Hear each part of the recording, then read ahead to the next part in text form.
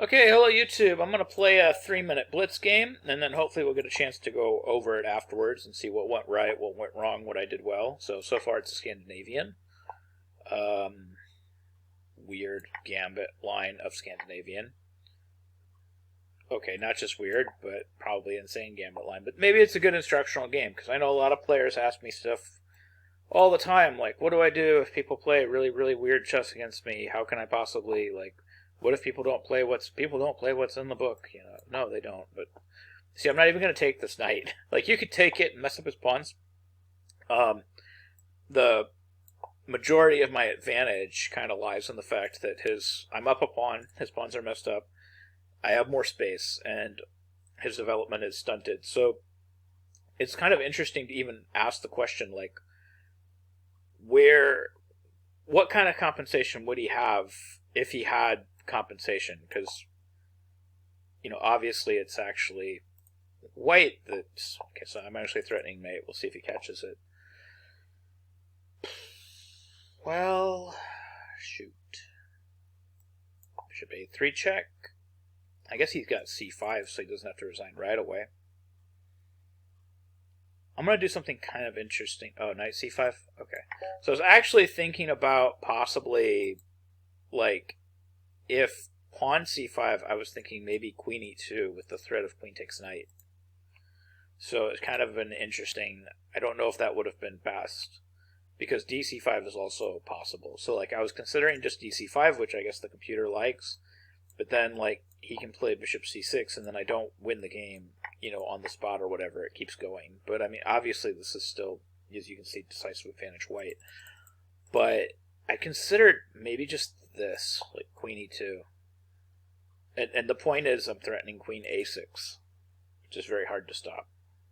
So the computer doesn't totally hate that. He does have rook h6, though, to kind of start getting himself out of this. Oh, and the computer just wants to take it. Okay. So it wants to sacrifice the rook for the bishop and then just start trying to escape or whatever with his king so he doesn't get mated. So that's the computer's plan. Because, the basic idea is, let's just say, random move gets played. It would have to be random move, not rook c8, because rook c8 holds here. So, let's say rook b8. Now queen a6 is on the table, because that's mate. It would be the idea. So something like that. So queen e2 creates kind of this weird threat. It's, I guess queen d3 is, kind of the same idea.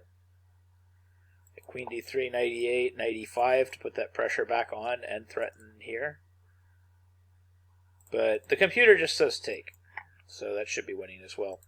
But you can see this whole position is just very, very silly. As soon as I take, it's just advantage white. There's just absolutely nothing here.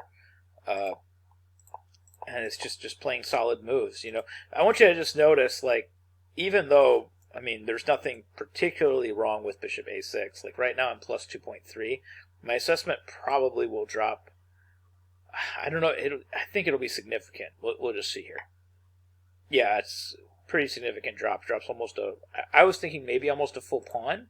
Not quite, though. About a half a pawn if you take. And what's the reason for that? Well, think about it logically. Knight a6, where's this knight's forward moving squares? b4 and c5, so it can't really move forward.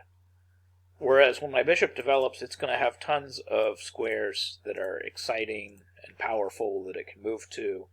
So this knight isn't really developed on a6, and it's going to have to undevelop to develop some more. So you're going to have to take more energy, like c5, knight, c7, etc. So the slight doubling of pawns doesn't compensate for the fact that I just lost my bishop pair, and I'm moving a piece to capture a piece that's actually got negative energy. And this is something that happens in beginner games, when we count tempos. It doesn't really happen in master games. You don't really count negative tempos. But in beginner games, you see it all the time. You actually see negative tempos, whereas, sometimes you see moves where it takes, you move the knight and that took one tempo to get it there.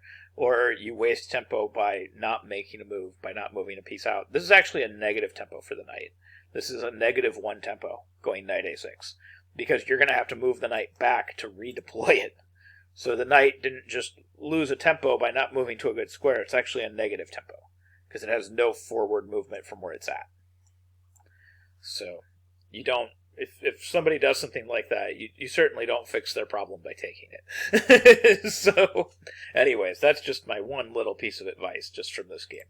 So you just kind of develop, and of course he made things worse and got mated fairly quickly. So this game didn't last very long. So not a very deep game, but maybe a somewhat instructional one on how to beat people that just play really weird chess or really strange gambits. Anyways, hope you learned something new. Hope you found the video helpful. Hope you found it somewhat instructional. I hope you can use some of these ideas in your own games. Thank you very much for watching.